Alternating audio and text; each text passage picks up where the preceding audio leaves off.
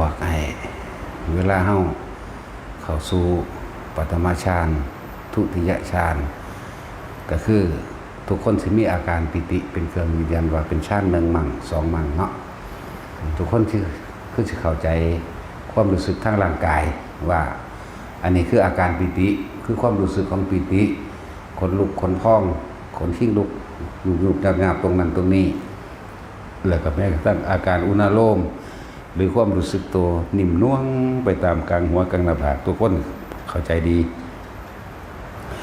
อาการที่3บางที่เฮาก็มีอาการปลื้มเข้ามาจุกอกหรือสิน้ำตาไหลอันนี้ก็เป็นอาการปิติปิติที่1พุทธการปิติคนลุกคนพองสุดยองก้าวนี่ให้เข้าใจทำความเข้าใจซะปิติที่2คณิกาปิติมีอาการจุกอกน้ำตาไหลปิติที่3ภารณาปิติมีความโยกซ้ายโยกขวาโยกหน้าโยกหลัง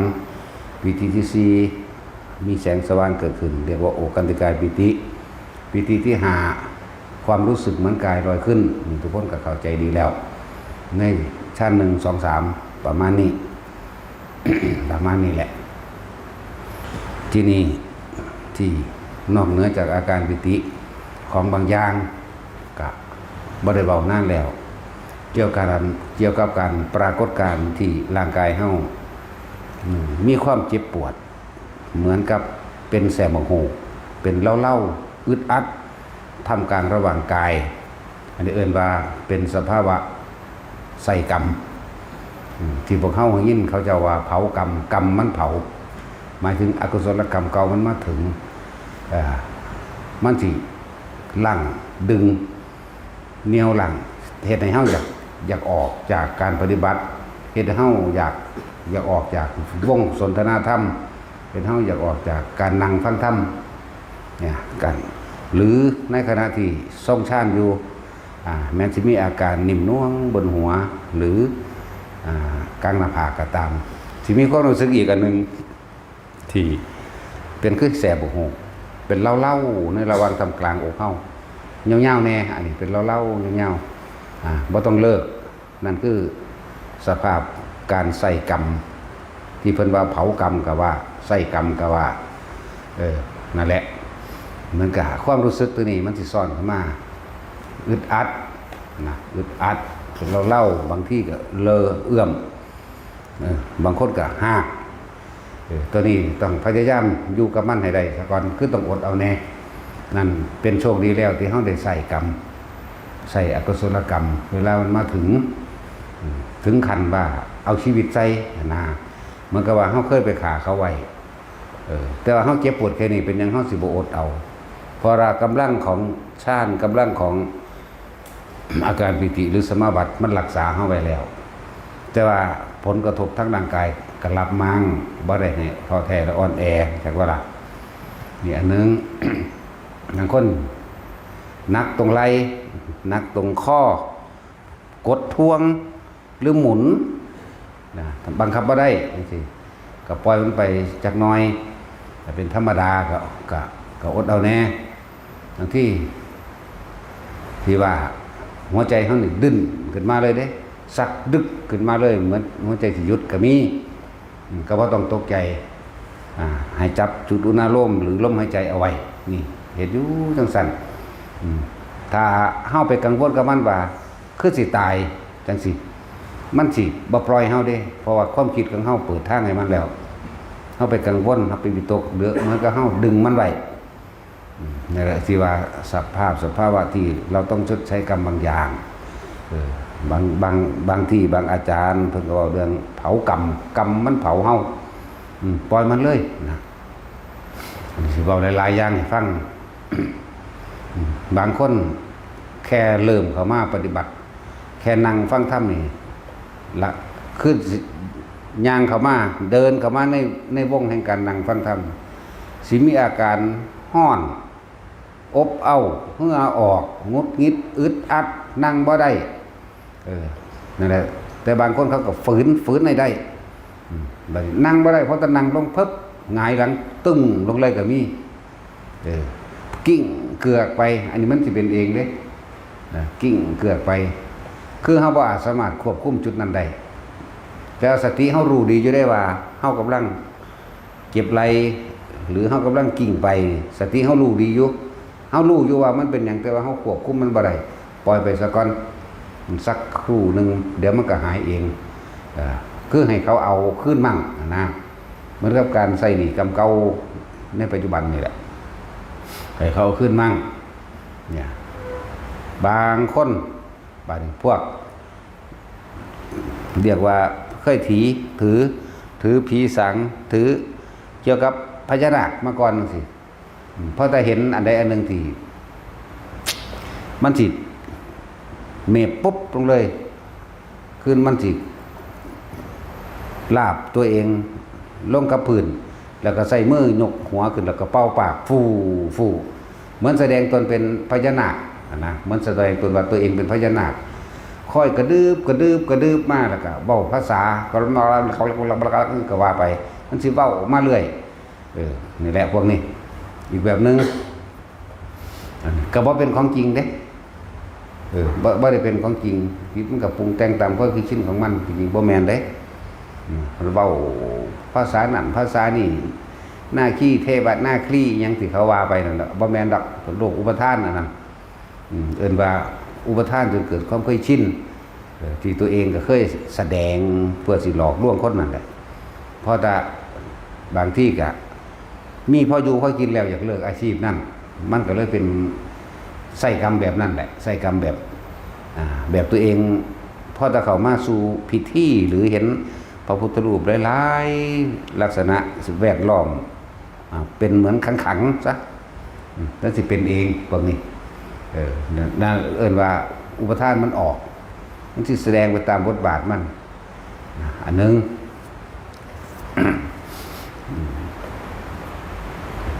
อันพวกนี้อันนี้คือสภาวะเขาว่าใช้กรรมหรือเผากรรมสดใสนะแต่คนที่เหมือนกับว่าสติเฮานี่หรือ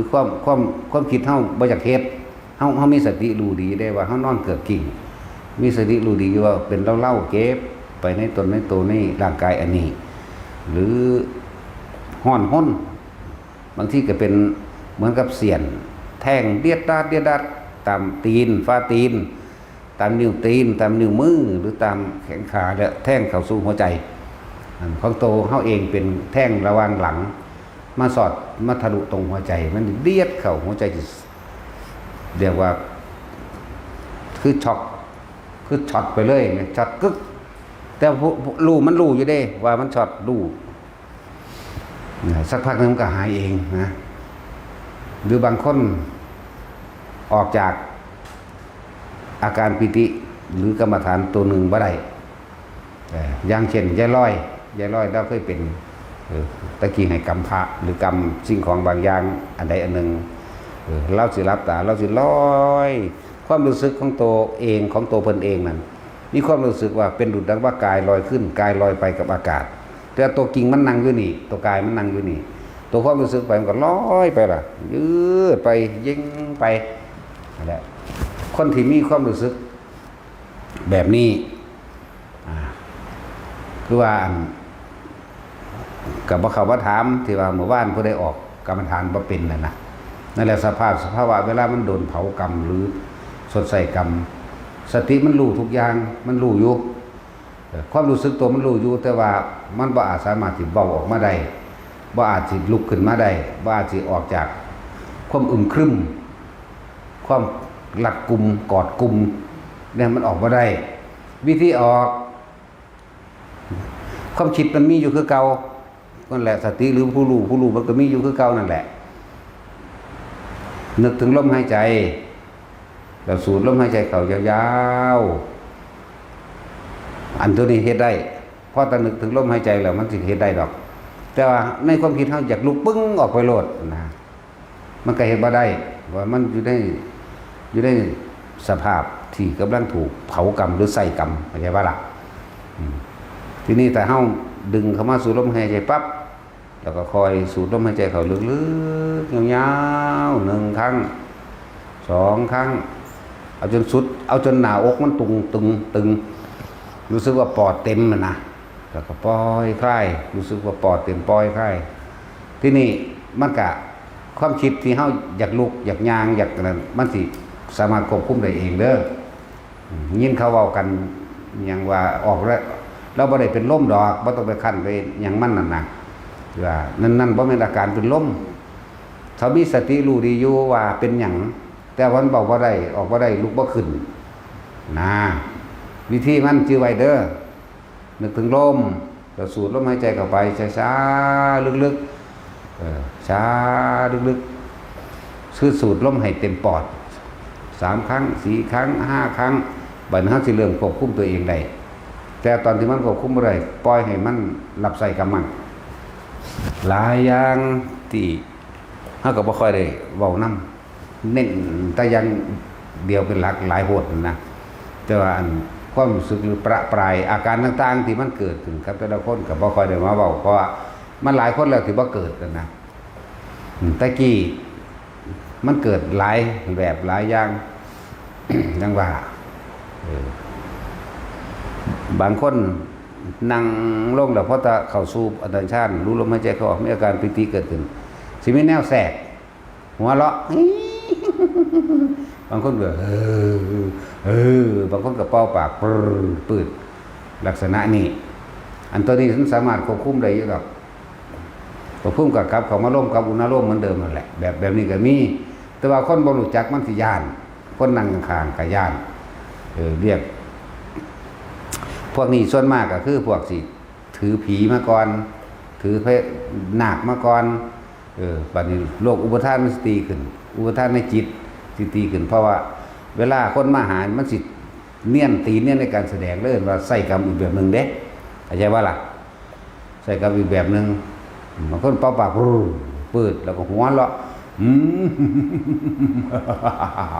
หัวเราะนั่นคือโรคอุปทานที่มันแสดงใส่กรรมเพื่อให้คน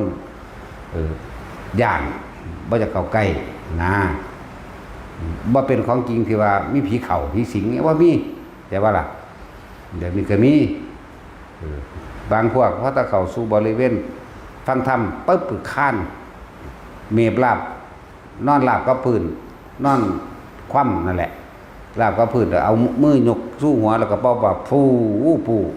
แสดงตัวเองว่าเป็นพญานาคนะนั่นคือสภาพเผากรรมเผาหรือใส่กรรมก็เคยหลอกลวงคนมาก่อนตอนนี้มันจะออกจากความคิดนั่นจากนั้นอะไรมันเลยเป็นแบบนั้นนี่ก็แม่นอันนึงบางคนที่ว่านั่นแหละหลายๆอย่างที่มันกับบ่ทันได้คืออยู่นี่มันบ่ค่อยเจอแบบนั้นหลายๆปานใดนะมันเลยบ่ได้มีเหตุให้ได้เว้าแต่มันมีเหตุให้เว้าก็เว้านี่แหละก็จังว่าบอกที่ว่าอันมันอยากออกมันออกบ่ได้ล่ะแต่ความคิดหรือความรู้สึกในสติมันรู้อยู่แต่ว่าบ่จักวิธีออกเว้าก็บ่ได้นั่นก็บ่ได้ล้มลงเลยก็มีบัดนี้พวกเฮาบ่ฮู้จักแล้วเฮาไปบีบเอากันว่าเป็นโรคนั่นโรคนี้สโตรกสเตกหรือว่าเราเป็นลมหรือว่าหยังก็ว่าไปนะสำหรับผู้เป็นเองก็ให้นึกถึงลมหายใจเด้อสติเฮารู้ดีทุกอย่างบริบูรณ์ดีทุกอย่างอยู่แต่ว่าควบคุมกายบ่ได้ซื่อๆนั่นแหละความรู้น่ะมันรู้สึกตัวได้บริบูรณ์นั่นแหละอันความรู้สึกตัวความรู้ความเห็นนั่นน่ะ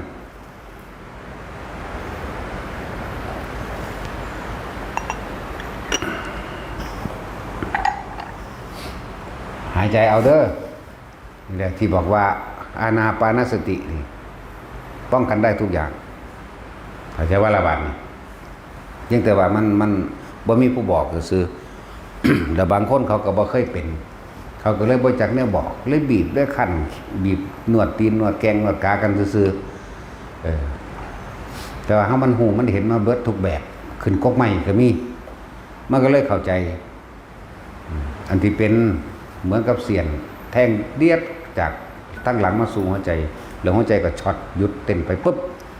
แต่ว่ารู้อยู่ซื่อๆเฮาก็ปล่อยมันเลยเฮาบ่ดิ้นรนกับมันคือเฮาบ่คิดสิหาวิธีแก้เฮามีแต่รู้กับมันสักครู่นึงมันก็ขึ้นมาเองเริ่มหายใจสะดวกเองบัดนี้ บางที่กะเวลามันเป็นเกี่ยวกับในระหว่างทรวงอก เป็นเล่าๆแต่ว่ากว้างๆระหว่างอกบ่ทันลงท้องสำหรับคนที่ว่าฝึกมันเฮ็ดแขนสั้นเฮ็ดแขนให้สั้นให้มันโยก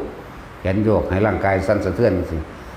สิมีความรู้สึกอึดอัดอยู่ในนี่แล้วก็เป็นเล่าๆอยากว่าล่ะบ่ต้องเศร้านั่นแหละมันดีแล้วมันกำลังสู่กันมันกำลังใส่ซึ่งกันและกันเฮ็ดไปจนกว่าว่าบางคนก็สิเหงื่อออกหน้าผากบางคนก็เหงื่อออกข้างหลังบางคนก็เหงื่อออกระหว่างหล่องอกนั่นแหละเฮ็ดไปถ้ามันเหงื่อออกแน่แล้วมันสิมีความเย็นขึ้นมาแทนดอกเย็นนี่บ่แม่นเย็นแบบน้ำแข็งคนผู้เย็นความรู้สึกว่าเย็นสงบเย็นเกิดขึ้นมาแล้วนั่นแหละจังเลิกเฮ็ดเข้าใจว่าล่ะบ่อย่าไปเศร้าเด้ต้องฝืนเข้าใจว่าล่ะอย่าไปเศร้าระหว่างกลางคันดีตัวมันต่อต้านกันมาเหมือนกับว่าเฮาจับโจรได้กำลังปั้มกันสู้กันอยู่นะนี่อันนึงมันก็เป็นหลายอันหลายอย่างคนเนาะแต่ว่าคือว่านั่นแหละมันบ่มีผู้เป็นเหตุให้เฮาได้แสดงอันแนวนี้นะมันคนให้เขาเลยให้ขึ้นเลยนั่งลงสำนึงนี่เริ่มตัวโยกตัวไส้เลยให้ขึ้นอยู่หั่นแหละเขาก็ปล่อยเลยนะปล่อยเดี๋ยวมันก็เศร้าเองหรอกนะอีกอันนึงตะกี้เวลาตอนมันใส่กับพวกเขาเคยมาฝึกอยู่น้ำมันแหละหายใจเข้าหายใจออก2-3 ดอกนี่แหละหมู่ปุ๊บลงโลดเดี๋ยวก็หมู่ปั๊บลงนี่สิบังคับกายเจ้าของบ่ได้เด้มันสิบังคับแต่ว่ามันรู้อยู่ว่าตัวเองนั่นหมอบลงปั๊บจนว่าเฮาต้องเตรียมหมอนไว้ให้จนว่าเตรียมหมอนไว้ให้ตูดหมอนใส่ปั๊บให้มันหมู่ปั๊บลงก็มาค้ำหมอนเลยแล้วเฮาตอนนั้นเฮาก็คุยกับมันอยู่แล้วว่าเฮ็ดจังซี่ตอนนั้นสติหรือความรู้สึกว่าสิเว้าสิปากบ่ได้ทั้งหมดนั่นแหละแต่ว่ากายบ่ไปนำพอคิดออกบ่กายบ่ไปนำที่ตัวเองคิดว่าอยากเฮ็ดแบบนั้นอยากเฮ็ดแบบนี้มันก็ถูกควบคุมไว้แม่จังงั่งไว้แม่รัดไว้แม่กุมไว้แม่นั่นแหละบัดนี้สิใส่ตัวจิตบอกคิดแบบนั้นไปแบบนั้นคิดแบบนี้ไปแบบนี้มันสิบอกไปแบบนี้ไปแบบนี้ไปแบบนี้เพิ่นก็สิน้อมคิดไปมันสิลืมตัวกายบัดนี้หลังจากนั้นว่าให้ขึ้นไปนั้นเฮ็ดแบบนี้แล้วบัดนี้เขาสิรู้ในตาของเขาเองตาในของเขาเองดอกว่าบางที่ก็เป็นควันออกดากมั่งควันออกตรงนั้นตรงหูมั่งนะควันออกแบบนี้ควันออกวือตั้งด้านสุดพุทธหมายถึงควันออกจนสุดปึ๊บทั้งสิเขาสิฟื้นตัวงอแงกขึ้นมาได้บัดนี้นั่นแหละคือต้องฝืนเด้ของพวกนี้นั่นเป็นสภาพที่เขาต้องสดใส่กรรมหรือเขาจะว่าเผากรรมหรือกรรมมันเผานั่นแหละแต่นี่ก็มีตอนนั้นมันกะ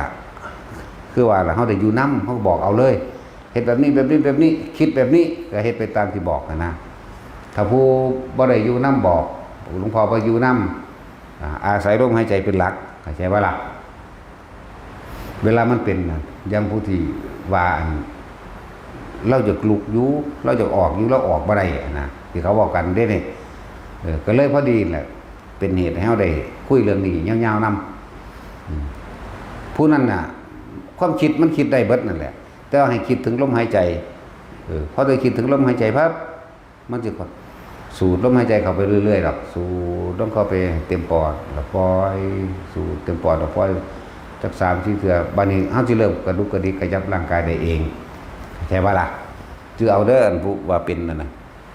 แต่มันก็คลายออกหลายแล้วล่ะมันเป็นการสดใสกันไปแน่แล้วนะเว้าเพื่อไว้เพื่อคนบ่อยู่นี่บ่มีหรือคนอยู่นี่แต่ว่าบ่กล้าถามก็มีนะมันสิมีแนวหลอกลวงไว้มันสิมีแนวบังคับไว้หรือบ่อยากให้มาถามบ่อยากให้มาแก้นะลักษณะนั้นหลายอย่างอยู่ที่บางที่ถ้าบ่มีครูบ่มีอาจารย์ที่มีประสบการณ์ในการ อันนั้นให้ถ้าไปฟังคนทางนอกพอไปเว้าให้เขาฟังเขาว่าหุ้ยถ้ำแตกเด้นั่นเป็นบ้าเด้นั่นผีเข้าเด้นั่นระวังตายเด้อกูเห็นมาหลายแล้วเด้พวกนี้เป็นบ้านี่บัดนี้สิเฮ็ดให้เฮาบ่อยากภาวนาสิเฮ็ดให้เฮาบ่อยากมาวัดนะลักษณะนั้นฉะนั้นต้องแสวงหาครูอาจารย์ที่เพิ่นมีประสบการณ์นำเพิ่นผ่านเหตุการณ์มาหลายๆอย่างนั่นแหละเพิ่นก็พอแก้ได้นั่นแหละจังซั่นถ้าไปฟังคนทางนอกคนบ่ปฏิบัติเขาก็บอกว่าเป็นบ้าเขาก็บอกว่าสิทำแตกเขาก็บอกว่าสิเสียสติหลายๆอย่างที่เขาสิบอกเป็นในทางที่บ่เป็นตามที่ทำนั่นแหละเขาก็ด้นเดาเอาไปตามนั่นแหละจังหวะนี้ก็บอกให้ฟังอีกอย่างหนึ่งสมาธิรักษาโรคกระดูกผุก็คือบอกให้เหตุกายสั่นสำหรับคนที่เป็นโรคมะเร็งกระดูกผุจังสิให้พยายามตั้งจุดอุณหภูมิขึ้นกลางหน้าผากได้แล้วหรือมันเกินบนหัวได้ถ้าเฮามีเทคนิคอย่างอะไรหนึ่งก็เคลื่อนให้มันไปทั่วร่างกายได้ดีนะแต่ว่าบ่ให้เฮ็ดอันแขนสั่นบ่ได้เหตุการณ์สะเทือนทั้งกายนี่สำหรับงดเว้นไว้เฉพาะอันนี้เว้นไว้เฉพาะพวกมะเร็งกระดูกผุเด้อส่วนมะเร็งอื่นๆสั่นสะเทือนไปเลยมะเร็งยังกระซางสั่นสะเทือนแขนให้คอเฮานี่สั่นจนว่ามันได้ทั้งตัวทั้งแข้งทั้งขาเฮาได้พุ่นล่ะจะเลิกจนกว่ามันสิเลิกเองก็ได้อย่างต่ำก็คือ5 นาทีที่บอกไว้ที่เป็นมะเร็งตับหรือโรคอีหยังก็แล้วแต่เป็นไปแต่มะเร็งกระดูกผุนะให้มันสะเทือนไปร่างกายเบิดร่างกายมันสิค่อยๆปรับธาตุของมันเองการสะเทือนถ้ามันสะเทือนเข้าไปทั้งในร่างกายแล้วแขนตัวนี้สิส่งไปทางระหว่างเนื้อที่ติดกระดูกอยู่ข้างในระหว่างตับระหว่างปอดระหว่างไตอีหยังมันสิคอยสะเทือนของมันเองนะนั่นแหละเหตุไปโรคยังใดทั้งนั้นบาดนี้บ่ได้เกี่ยวกับว่าสิมะเร็งยังบ่ได้เกี่ยวกับโรคยังอีกนะแม้กระทั่งเบาหวานแม้กระทั่งอีหยังก็ว่าเฮ็ดไปเถอะ บาดนี้ถ้าเหงื่อมันออกเด้อแต่บางคนก็เหงื่อออกระวังอกบางคนก็เหงื่อออกข้างหลังบางคนเหงื่อออกข้างหน้าผากเด้อแต่มันเหงื่อออกแล้วเศร้าเฮ็ดเข้าใจว่าล่ะถ้ามันเหงื่อออกแล้วให้เศร้าเฮ็ดมือไม่เฮ็ดอีกแต่มันยังฮ้อนมันยังเป็นเล่าๆหรือว่าหรือเหงื่อยังออกอีกเหงื่อจนเหงื่อออกเหงื่อหลังออกบางคนออกเหงื่อหลังบางคนออกหน้าอกบางคนออกกลางหน้าผากเด้อถ้าเหงื่อออกแล้วเฮาเบิ่งว่าพอสมควรแล้วเฮาก็เลิกไปเฮ็ดไปต่อมาถ้าเฮาสั่นสะเทือนอีกเกิดความปัสสติผ่อนคลายสงบเย็นใจนั่นคือมันหายแล้วเข้าใจว่าล่ะนั่นคือการใส่กรรมที่หมดกันในระหว่างกรรมตัวนั้นในระหว่างกรรมที่เป็นตัวเฉพาะเจ้าจงมั่นนะนี่อันนึงนั่นแหละ บางคนมาสวดมนต์พอตะเขาเริ่มทำบัตรหาวสั่นตอนปกติบ่หาวเด้หาวบังคับให้บ่ให้หาวก็บ่ได้หาวคือเก่าก็บ่ต้องตกใจดอกปล่อยมันเป็นปล่อยมันไปรู้ว่าหาวอยากได้คำตอบว่าคือหยังเด้เนาะแต่บางที่เขาก็มาเอาบุญนำอยากบ่ล่ะเขามาเอาบุญนำก็ปล่อยไป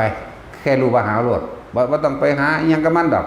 มันเป็นแค่ชั่วระยะหนึ่งเดี๋ยวมันก็เศร้าเอง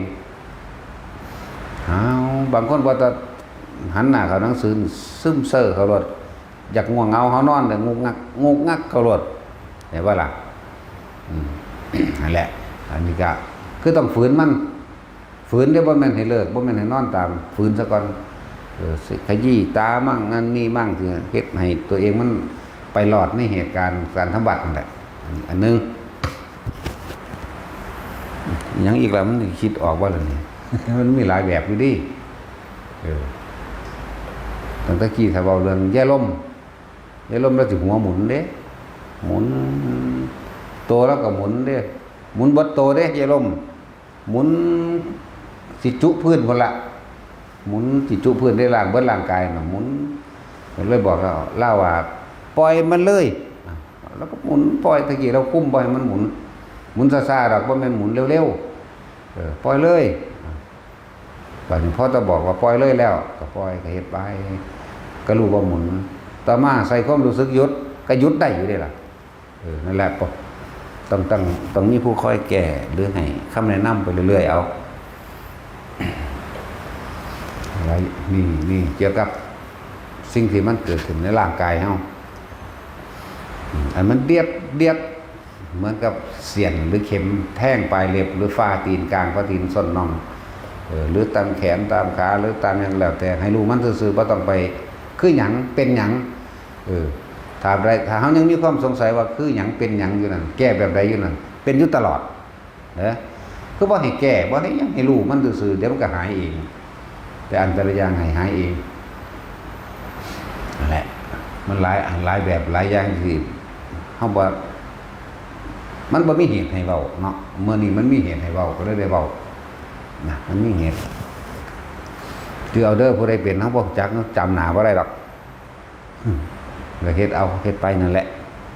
นี่คือสภาวะที่เขาเจ้าว่าเผากรรมเฮาเอิ้นว่าสดใสกรรมปรากฏการณ์ความรู้สึกตัวนี้คือสดใสกรรมมันเผาเวลาอกุศลกรรมมันให้ผลก็เป็นสั้นมันบ่ต้องย่านดอกว่ามันสิเป็นอย่างอื่นเพราะว่าเฮามีสมาบัติหรืออาการปิตินั่น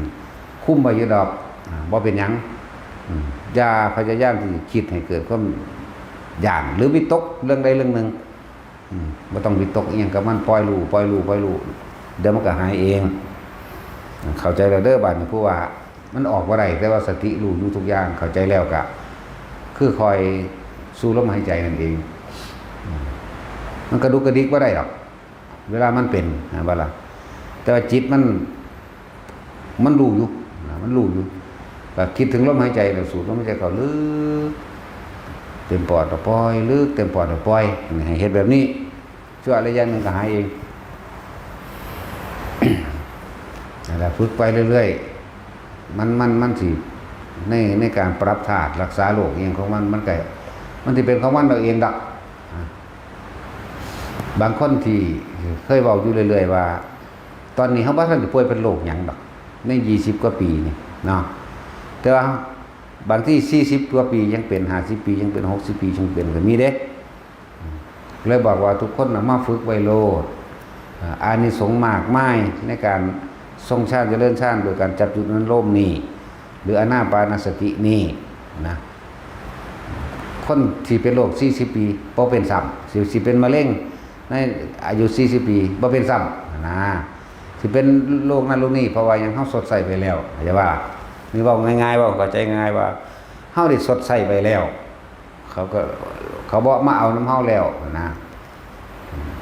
นั่นแหละทุกประโลดอานิสงส์หรือผลพลอยได้ของการทรงฌานอันนี้จับจุดนั้นลมอันนี้เยอะแล้วคนที่ฝึกไปเรื่อยเดี๋ยว3 เดือน 4 เดือนคือจะขาดมื้อละ3เวลาเข้าใจว่าล่ะพวกฆราวาสเนี่ยโน้มทั้งหลายจะขาดมื้อละ3เวลาที่เฮาเน้นมาเวลาก่อนที่จะหลับที่1เวลาที่2คือก่อนที่จะลุกออกจากที่นอนจับจุดนั้นลมหรือจับลมหายใจปั๊บแล้วก็ช่วงเวลาระหว่างกลางวันให้เฮ็ดไปเรื่อยแต่ว่าให้เอาอาการปิตินั่นแหละมาเป็นเครื่องยืนยันว่าเป็นผู้ทรงฌานเจริญฌานเป็นผู้ไม่ห่างจากฌานแต่ว่าล่ะ3 เดือน 4 เดือนขึ้นไปการเงินการงานก็สิคล่องขึ้นมาเองแล้วก็อารมณ์ทั้งหลายก็สิเย็นเป็นคนที่บ่ค่อยสุงสิงบ่ค่อยเรื่องเล็กๆน้อยๆบ่จุกจิกแล้วนะสังเกตความผิดสังเกตของตัวเองมันสิปกติกูเคยโมโหนี่มันบ่โมโหใช่ป่ะล่ะที่เคยโมโหที่เคยใจร้อนเร็วๆนี่เรื่องบางคือเขาขับรถแวบปาดหน้าจังซี่ซึ่งตะเกาก่อนนี่มันบ่ยอมเนาะมันจะเอาขึ้นนะแต่ว่าบัดนี้ถ้าเฮาฝึกไปแล้วนะ3-4 เดือนขึ้นไปนี่เฮาสิบ่ค่อยสนใจบางคนก็เร็วอยู่บ่จัก7 มื้อ10 มื้อก็เข้าใจแล้วแต่ว่าที่ว่า3-4 เดือนเว้ารวบไว้นี่ก็คือเกี่ยวกับอาชีพการเงินการงานพวกขายของพวกถ ายของน้ำบ้านน้ำยังก็แล้วแต่เถอะถ้าขายของอยู่ในกับที่โลกค่ะพวกกันร้านขายของช่ำต่างๆหรือห่างยังก็แล้วแต่เปิดเทศไปพร้อมส่งช่างไปพร้อมทั้งดีได้2อย่างดุขะเทวดาภูมิมะเทวดาเขาก็มาฟังนำอย่างว่าล่ะเป็นสั้นแล้วตัวเองก็ส่งช่างพร้อมอยู่นิ่มนวลของตัวเองนั่นแหละมันสิคอยมีคนมาซื้อของไปเรื่อยๆดอกมันแนวมื้อนี้เขาจะคิดให้ญาติมา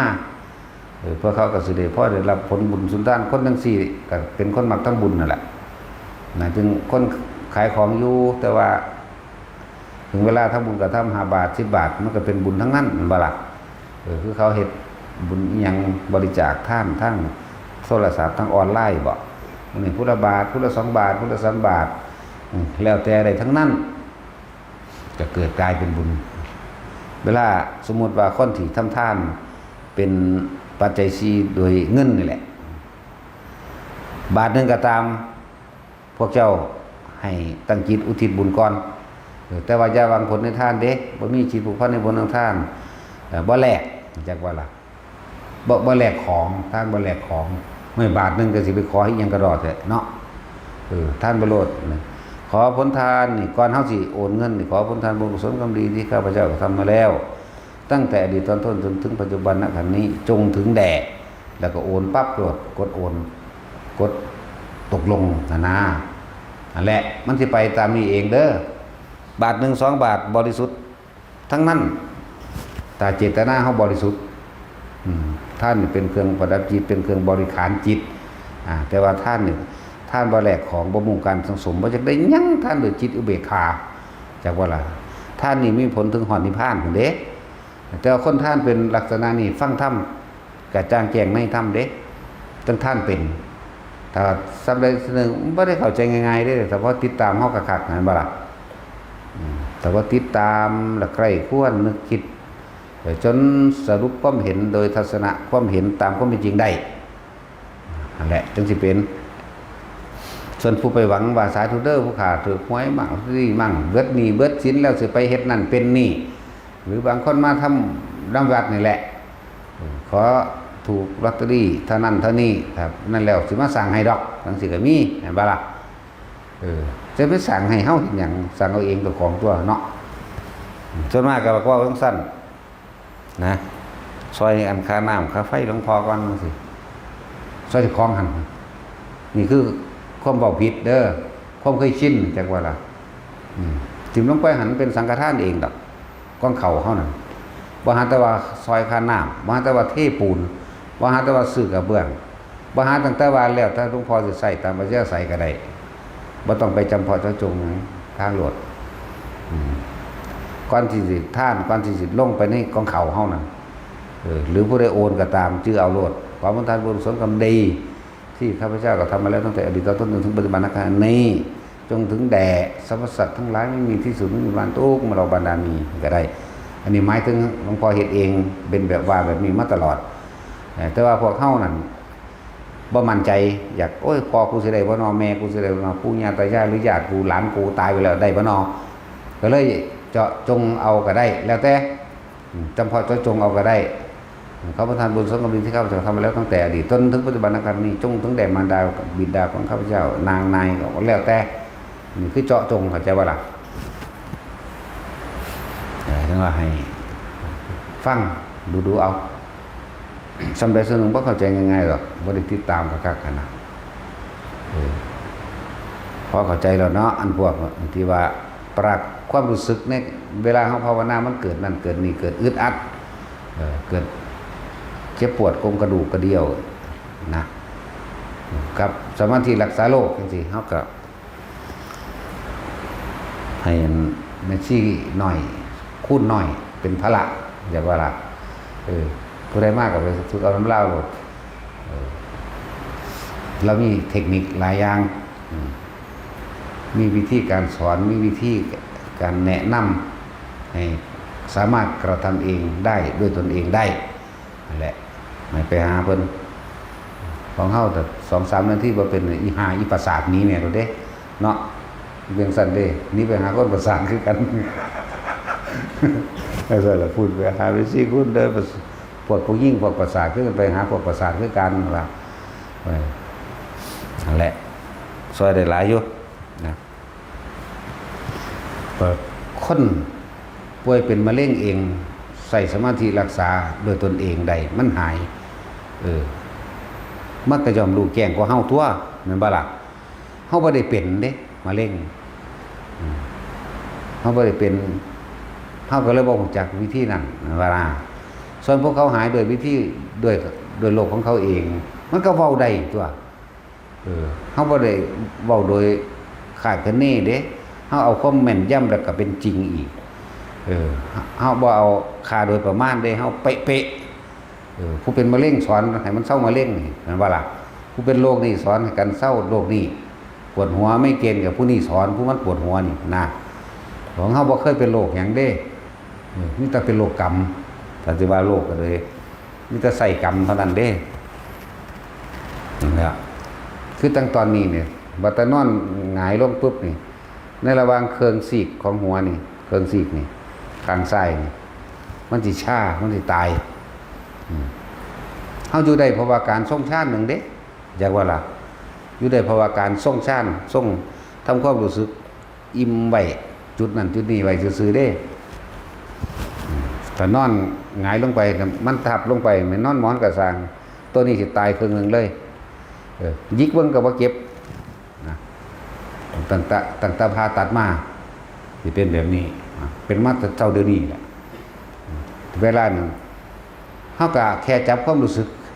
มาคลายมันเองมาคลายมันก็คลายมันก็เศร้าเอง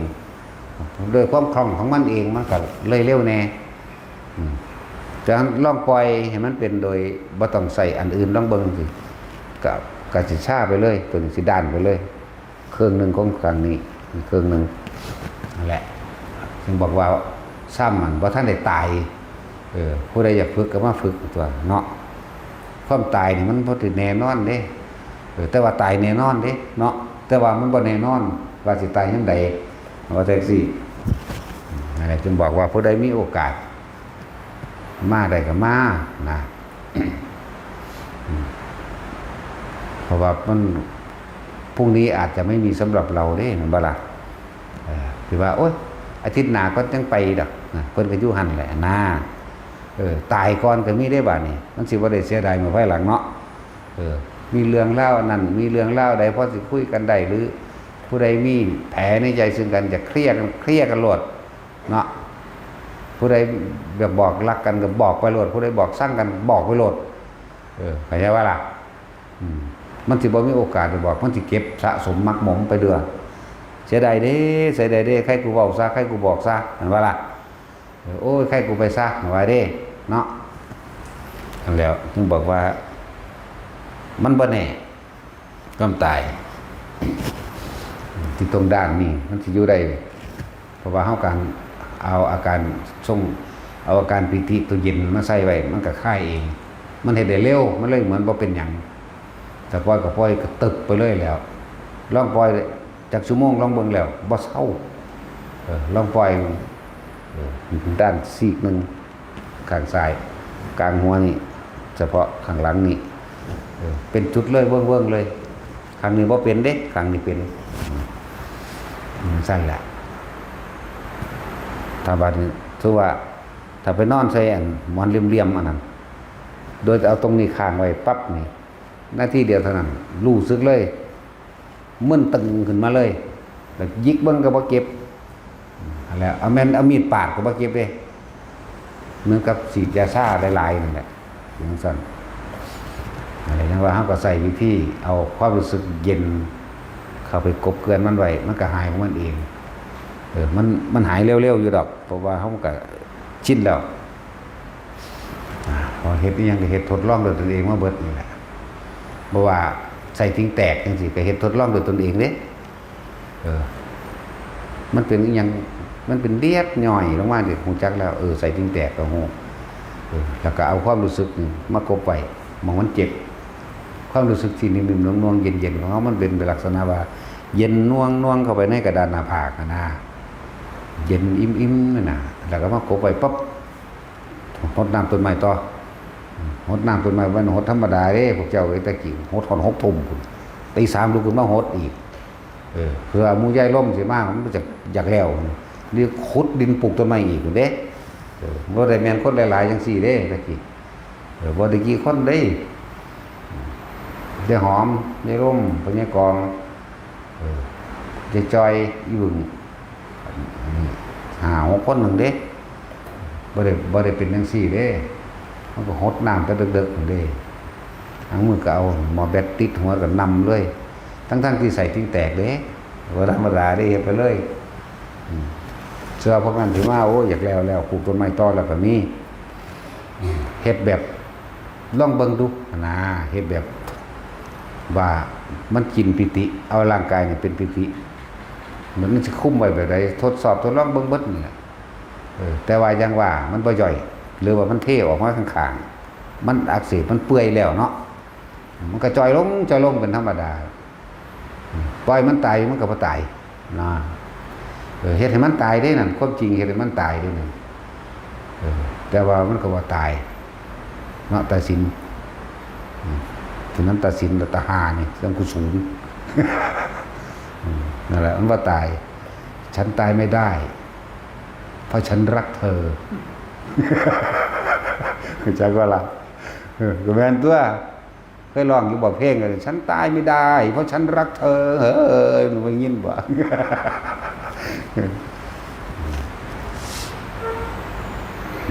มันสิตายได้ที่ผู้หนึงมันเป็นหนี้อยู่เป็นล้านมันก็บ่ตายทั้งตัวแต่ตาสินนี่แล้วกลุ่มเอาน้ำร้อนมันลวกเอาตาจุ้ยตาคูนตาสินบ่แม่นบ่3 ตาหานี่แหละ3 พวกตายภาคนี่นะ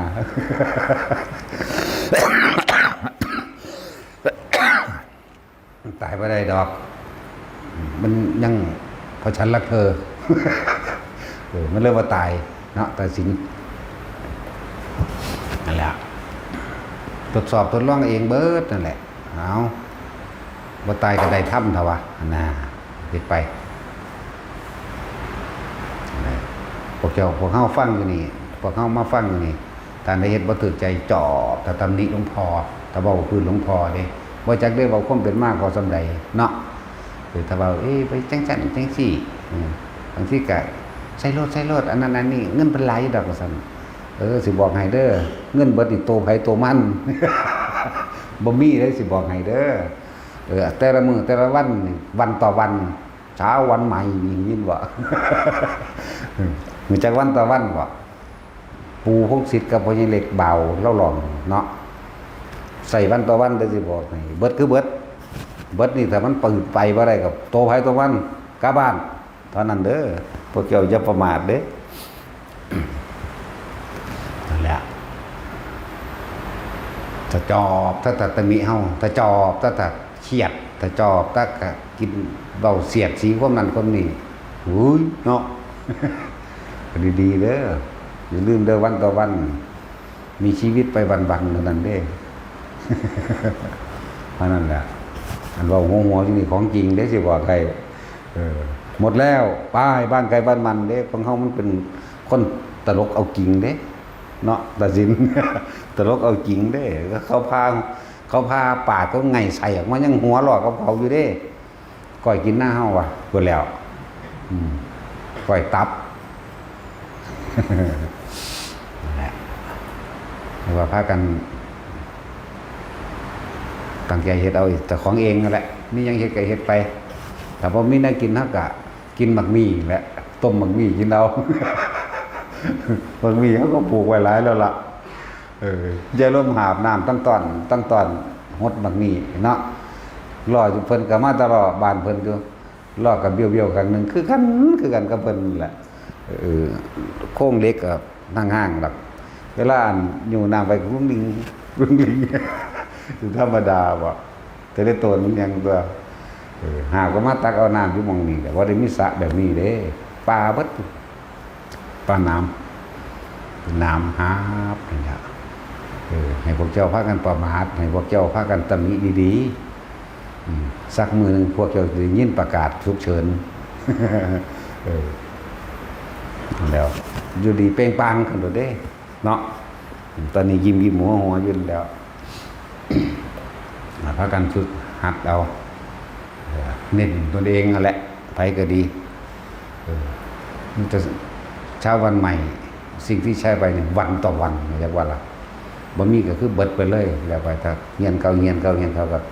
เลิกกันตัวเฮาก็อยู่คือเก่าเฮานี่แหละอยู่แบบเก่าแต่กี้อยู่บ่มีหยังคือสบายอยู่หั่นนะเนาะเห็นว่าแต่สินเฮาบ่สบายเด้เนาะตะกี้เนาะอยู่แบบบ่มีหยังไง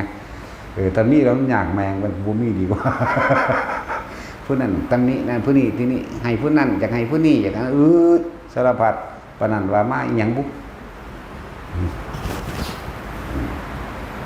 จังว่าคนเฮาเท่าเสียสละเพื่อผู้อื่นบ่เป็นบ่ได้นั่นน่ะอย่าหวังว่าเจ้าของสิได้ทำมีทางก็แล้วกันมันถิ่มบ่ได้ก็แล้วกันมาบ่แม่นของสิได้ลิ้นบ่แม่นของง่ายๆปานใดนะต้องยินดีเต็มใจภูมิใจพอใจหรืออิ่มใจในการได้รับใส่คืออิ่มใจในการได้เผยแผ่ธรรมะนี่เป็นที่พอใจแล้วสำนี้นึงนะฉะนั้นเด้เพราะมันมาเรียกร้องเอาเงินเอาทองเอานั่นเอานี่เด้อเพิ่งสั้นแหละหลายอย่างอยู่ว่าให้คิดพิจารณาเบิ่งตัวเองดีๆนะและจังสิว่าแมงได้ล่ะเนาะจังว่าศูนย์ด่าคนได้บัดพอด่าคนตัวคนมันรู้เรื่องอยู่ด่าหมากับไล่หนีไปแล้วน่าจะสิเริ่มบางแน่แล้วบ่มาใครแน่ละเด่นเนาะพอคนเลี้ยงหมาไปแล้วยังแต่คนเลี้ยงของ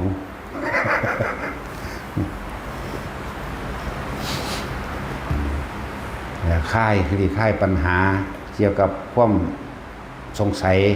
ในอาการต่างๆแต่เบื้องต้นแรกนำไปเฮ็ดเอาเองเฮ็ดพิจารณาเอามันเกิดขึ้นกับอาการใดของผู้ใดก็นำไปแก้จากของเราเองตัวนำไปแก้จากของเด้อมันก็ได้แต่บอกขนาดเด้อันผู้สิมาบวชเนี่ยมันพร้อมแล้วบ่วะฟังมาบวชได้จังว่ากูเล็ดสลายโตมึงบ่ได้บวชเด้ไผอันลูกอีปานั่นน่ะอันผู้หนึงเพิ่นอยู่นี่แล้วเนาะผู้หนึงเพิ่นอยู่นี่แล้วล่ะผู้เพิ่นสิบวชลูกอีปาแต่ได้นั่นก็มาโลดมาพอดีมันมีหน้าครูพอดีตัวนี้มากับมาจะเล่นหลายยากอยู่ได้อันยันหนึ่งการบวชก็ยากอยู่แล้วหาหม่องบวชก็หายากเติบอยู่ได้หม่องมันง่ายเนาะแล้วก็หม่องมันตรงหม่องมันบ่เป็นพิธีจังซี่นะหลายๆอย่างนั่นแหละบักอีหยังจิรายุดาราวิชัยนั่นน่ะถ้าพร้อมแล้วก็มาจะไปเสียเวลาอยู่โดนไหลเพราะความตายมันไหลเฮาอยู่ตลอดเนาะความตายมันบ่แน่นอนเด้แต่ว่ามันแน่นอนเนาะแต่สิความตายนี่ไม่แน่นอนแต่มันไม่แน่นอนจักว่าล่ะพวกผมมีสมองขึ้นตัดสินคิดว่าออกแล้วอีหยังเว้าอีหยังเนาะตัดสินความตายมันบ่แน่นอนเด้อแต่ว่ามันก็แน่นอน ตายแน่แต่ไม่แน่นอนว่าจะตายเมื่อไหร่ถ้าผู้ใดสิใครควรโดยการพิจารณาต่างๆพิจารณาความตายให้มากนะพอความตายกับอุปสมานุสติความตายกับท่านอยู่ใกล้ๆกันนั่นแหละนะเกิดนั่งขึ้นไหลลงสู่ความตายทุกอย่างมันสิพิจารณาไปทั้งใดกับสังไหลลงสู่ความตายไว้จะว่ามันแต่ตุ้มเอาเองก็มีบางคนก็เวอะเป็นในความรู้สึกของตัวของเองนั่นแหละภาวนาไปเถอะให้ไปสังสมกำลังของฌานสังสมกำลังสมาธิจิตตั้งมั่นให้ไปเมื่อเวลามัน นั่นเขาคักๆปุ๊บมันยอมรับความตายมันสิบึ้มเองดอกนะมันสิตุ่มอยู่ในกลางใจก็มีตุ่มอยู่กลางๆก็มีคือระเบิดนี่แหละเพิ่งขึ้นรถบางทีก็วางไปเลยซื่อๆนี่ก็มีนั่นแหละเก็บไปสามีผู้บอกแบบนี้นะส่วนมากเขาจะมิแต่จะไปเอายอดมันไปเอาผลมันอีกอย่างหนึ่งการได้ยินได้ฟังขาดความละเอียดในอาการต่างๆเห็นสงสัยอะไรได้มันว่าล่ะหาคนที่สิมาอธิบายแบบนี้ให้ยากอยู่เด้เวลาเฮาติดขัดเรื่องเล่าต่างๆบางที่มีแต่เขาบอกทิมเลยจะไม่สนใจกลับเข้ามาตรงลมหายใจเลยนี่มันทิมได้จังไดก็มันค่าอยู่คือเก่านี่มันค่าในความรู้สึกนี่เนาะนั่นแหละถ้าทำความเข้าใจให้ซึ่งกันและกันได้แล้วมันก็คลายเอาเองนะเดินว่าทิฏฐิปัตตะนี่มีความเห็นตามความเป็นจริงเลยแล้วความหายไปเลยได้คลายไปเลยเองเด้นะครับอีกอย่างหนึ่งบางคนเพิ่นเฮ็ดเป็นอยู่แต่ว่าเพิ่นอธิบายบ่เป็นก็มีเด้เนาะจักสิใส่คำใดเห็นนะจังบอกว่าแต่ละคนผู้ใดยังมีโอกาสก็เฝ้าเนาะฝึกเอาตัวพอความตายมันง่ายๆนึงเด้มันบ่ยากคือความเป็นเด้แล้วก็แท็กซี่ว่าคนตายแล้วง่ายๆเด้บ่แม่นเรื่องใหญ่เด้เรื่องของคนตายนี่ตายแล้วก็เผาแล้วล่ะเนาะไอ้เรื่องของคนเกิดที่มันยากเกิดแล้วก็ต้องเลี้ยงป้อนข้าวป้อนน้ำซื้อนมซื้อไนมาให้กันกินอยู่หั่นแล้วต้องหาเสื้อผ้านั่นนี่ใส่เดี๋ยวร้อนเดี๋ยวหนาวป้อนขนมนมเนยกุมมาดไปแล้วก็วางแผนอนาคตเดี๋ยวก็เข้าอนุบาลเล็กอนุบาลใหญ่อนุบาลนั่นอนุบาลนี่ป .1 2 3 4ไล่ขึ้นเดี๋ยวก็เรียนมัธยมเดี๋ยวก็เรียนประถมมัธยมแล้วก็เดี๋ยวก็ปริญญาจังสั่นจังซี่หางานในการกินเนาะหางานในการเฮ็ดเด้ความเกิดมันยากกว่าความตายมันบ่กี่มื้อเด้มันคั่นล่ะจังว่าน่าเบื่อหน่ายเนาะความตายนี่เป็นเรื่องเล็กน้อยบ่ได้ก็ไม่ใช่เรื่องยุ่งยากแต่ความเกิดน่ะเป็นเรื่องยุ่งยากเป็นเรื่องใหญ่เป็นเรื่องยาวแม้ว่าซั่นยิ่งยืนฮอด100 ปีนี่บ้าเอ้ยเป็นตาหนายก็ทรมานอันตายปั๊บลงนั่นเตรียมหาหม้องเผาตอนนั้นเด้ล่ะยากแต่นิดเดียวมื้อ2 มื้อก็เผาเลยนั่นแหละจังว่าผู้ใดสิใครควรผิดนายทางปัญญาก็คือเห็นอนิจจังเห็นทุกข์ก็คือมันควบคุมบ่ได้มันเลยเป็นทุกข์แต่ถ้ามันเข้าใจแล้วมันว่างจิตได้มันยอมรับของมันเองว่างเหตุว่างเหตุเพราะว่ามันเป็นควบคุมบ่ได้แล้วผลมันก็ตรงตามความเป็นจริงเองหรอกมันก็สิเอาทุกข์มาจากไสแต่ว่าเริ่มต้นแรกเฮาก็ต้องอาศัยการฝึกหัดสมถะภาวนานี่แหละสมถะภาวนาวิปัสสนาภาวนาคำว่าสมถะภาวนาทำจิตให้ร่วมเป็นหนึ่งให้เกิดขึ้นเสียก่อนคำว่าวิปัสสนาภาวนาเห็นตามความเป็นจริงอย่างมั่นคงแล้วที่มันเกิดขึ้นเกิดเห็นตามความเป็นจริงแล้วถึงเขาบอกทรัพย์สันซื้อได้ทรัพย์เต็มมันก็ว่าจังสี่แหละสมถะภาวนาวิปัสสนาภาวนาบางสี่เรื่องสมถะมั่งวิปัสสนามั่งยังกระสร้างกับแค่รู้อยู่ลมหายใจมีอาการปิติเกิดเกินกลางคิ้วกลางหน้าผากง่วงไปได้แล้วก็อันนั้นแหละเป็นปฐมะเป็นปฐมเป็นขั้นพื้นฐานเป็นความสงบขั้นพื้นฐานขั้นที่2ก็ง่วงเกิดกลางคิ้วกลางหน้าผากไปโลดบนหัวไปโลดนั่นแหละให้ตัวนี้มันตั้งมั่นได้สักก่อนเมื่อมันมีชาติมันมีกำลังของมันเองเป็นเกิดเป็นสมาธิมันตั้งมั่นมันก็ค่อยๆเห็นความรู้สึกของตัวเองดอกเห็นกายเห็นเวทนาหมายถึงความรู้สึกแล้วก็เห็นจิตแล้วก็สิมีสติกำกับจิตคือความคิดว่าเพียงแค่ว่าเฮาอย่าหนีออกจากฐานก็พอฐานไงมันก็คือกายเวทนาจิตเวทนากาย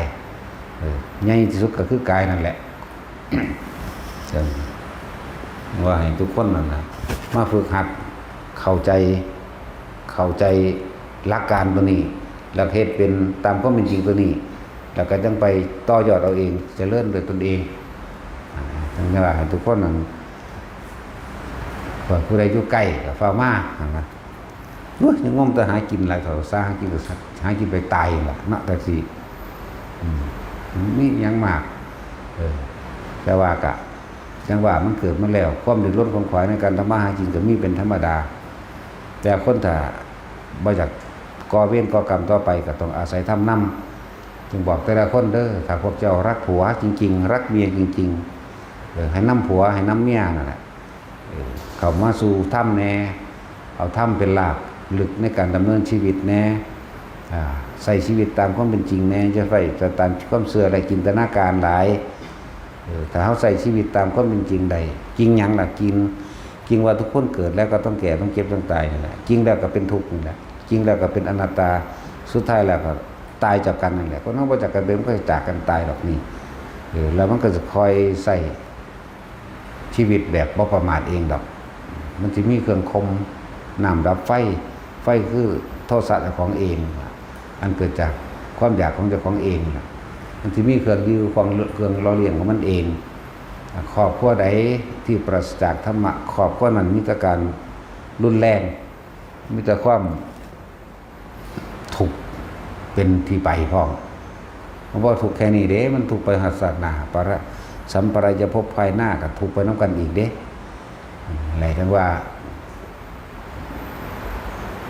ผัวถ้าหักเมียก็แนะนำเมียเดือนธรรมะ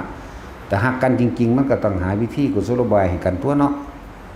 แต่ว่าถ้าเลยกุศโลบายไปแล้วนึงเป็นตาสร้างอยู่กับป้าแมงอยู่แล้วเนาะถ้าเห็นโทษคักระบบผู้ชายมันง่ายหรือบวชแมงโดดเนาะส่วนพวกผู้หญิงมันจู้จี้จุกจิกอะไรก็เอาผัวใหม่อย่างนั้นส่วนผู้ชายก็เหมือนกันนั่นแหละแต่ว่ากูตัวนี้กูยังหนักอยู่ก็หาเอาผู้ใหม่ก็ได้เราบอกความจริงไหมมันฆ่าอักลากมันฆ่าอันเดียวในตัวไม่ว่าสั่นฆ่าหูเหี่ยวเบิดตัวไปก็เลยมันหนีออกจากหูเหี่ยวได้แล้วมันจะเอาหยังมาเกิดเลยมันก็ดิ้นรนคนขวายมาหาขากันอยู่นี่ตัวนอกเหมือนว่าแท็กซี่เต็มโลกมันก็หูเดียวตัวหูเหี่ยวไปหูเหี่ยวมันเนาะหรือว่าเข้าใจแต่ว่าเข้าใจสิแปลเสียภาษากลางไทยก็ได้เข้าใจว่าตาสินตอบเลยแต่ว่าเข้าใจเขาจะว่าให้ฟังแล้วแน่นอนทำได้เดิมไปก็ดีก็ข้างอันนี้แหละนี่ข้างหูเหี่ยวนี่ตัวไปก็เลยหาอยู่หากินได้ปล้นได้จี้ก็มีได้ฆ่าสัตว์ตัดชีวิตหรือได้ลักหรือได้ข้อโกงก็หูเหี่ยวนี่ตัวพาเห็ดไหมบ้าล่ะพวกลูกหลานมันก็ออกมาจากหูเหี่ยวบนทั่วมันไม่ได้ออกจากกอไฟด้วยล่ะเล่นแบบหลวงปู่หลวงพ่อเจ้าคุณหลวงพ่อเจ้าคุณเอาเจ้าเกี่ยวหมากก็เป็นแต่เกี่ยวหมากเป็นก็เป็นมันจะคืออยู่ละเล่นแล้วถือหน้าเบิ้งอีหยังก็ดีแมนหรือบ่แมนเด้อแต่ผู้ใดออกจากกาวราคะใดมันก็จบเลยแหละว่ามันก็เกิดดอกอนาคามีมันบ่มาอีกแล้วล่ะมันบ่สั่นผู้บ่มีความอยากทางด้านราคะอีกแล้วจังว่ามาฝึกเอาเฮาสิเห็นเองดอกโทษจากหูเหี่ยวตัวกลุ่มใจน้ำลูกบ่มีค่าเทอมหรือว่าอันนั้นอันนี้บ่มีอยู่ไม่กินก็หูเดียวบ่ล่ะแม่นบ่สั่นพิษเถียงกันแย่งให้แย่งหน้าอยู่กับหูเดียวนี่ได้ล่ะแม่นบ่ล่ะแดดร้อนมาได้ก็ได้สู้ได้ทนหนาวก็ได้อดเอาเนาะผลพ่วงจากหูเหี่ยวมันสิบ่ได้อยู่ได้กินแม่นบ่ล่ะสั่นแล้วย่านมันได้ก็ได้ไปก็ได้ดิ้นรนเนาะมันธรรมดาเด้อเห็นโทษมันก็คักรู้สิเห็นสำใดแต่มันพอท่านใดนั้นใดกับพยายามทรงชาติจะเดินสร้างควบคุมความคิดเอาไว้คอยเหตุคอยเป็นไปนั่นแหละนะแต่ทุกคนก็มีโอกาสเสมอกันหมดนั่นแหละแต่คนที่ทรงชาติเดินชาติด้วยวิธีที่แนะนำอยู่เรื่อยๆนี่ นะมันมีโอกาสตกกระไดพ้อยโจรทั้งนั้นแหละมีโอกาสแบบลักษณะฟุกก็ได้ฟุกไปนิพพานก็ได้ฟุกไปอนาคามีก็ได้มันว่าล่ะยิ่งประเภทฟังธรรมไปพร้อมฝึกหัดตัวเองไปพร้อมนอนอยู่บ้านนั่นล่ะไม่แน่พวกนี้จิตมันยอมรับตามความเป็นจริงโดยธรรมชาติคือดับมันยอมรับฟังไปใจมันคลายออกคลายออกจากความยึดถือคลายออกจากความยึดมั่นคลายออกจากลูกเต่าเล่าล้านคลายออกจากทรัพย์สมบัติเลยเอื่นว่าคลายออกจากราคะอันเป็นรูปหยังล่ะรูปบ้านก็ได้รูปรถก็ได้รูปให้รูปหน้าก็ได้รูปรสกลิ่นเสียงจิตมันบ่ไปคิดถึงบุคคลสัตว์สิ่งของรูปรสกลิ่นเสียงแล้วมันหาหม่องตั้งหม่องว่างบ่ได้อยู่ในลมหายใจของตัวมันบ่ล่ะเมื่อเข้าสู่ลมหายใจแล้วใจขาดดับปั๊บแค่ลมหายใจเดียวนั่นแหละมันสิถึงบ่ถึงกระสางมันต้นอรหันต์มั้ยมันบ่มาเกิดแล้วได้ตายในลมหายใจไงแต่ว่าต้องอาศัยการได้ยินได้ฟังใครควรพิจารณาดีแล้วยอมรับมันแค่ยอมรับเดียวคำว่ารู้เห็นจริงรู้แจ้งเห็นจริงตามความเป็นจริงคือยอมรับความจริงว่าเกิดแก่เจ็บตายนี่นึงเด้ยอมรับความจริงว่ามันบ่เที่ยงกี่รังอย่างยิ่งจากอันดับนึงเด้เห็นบ่ซั่นหรือบ่ยอมรับหรือสิมันเป็นจังได๋เอ้าก็ยอมรับแล้วก็หาเครื่องอยู่นี่นึงเด้ยังเครื่องอยู่นี่เด้ก็บอกอยู่นี่ชั้นขั้นต้นขั้นพื้นฐานวิตกวิจารปิติสุขนี่ชั้นที่2ปิติสุขเอกตาเนี่ยที่3สุขเอกตาที่4ละสุขละทุกข์ได้แล้วรู้เห็นตามความเป็นจริงบ่นำความมาคิดนี่เท่านี้นึงเดียวหาเครื่องอยู่มันเด้นั่นแหละเอาสมาทาน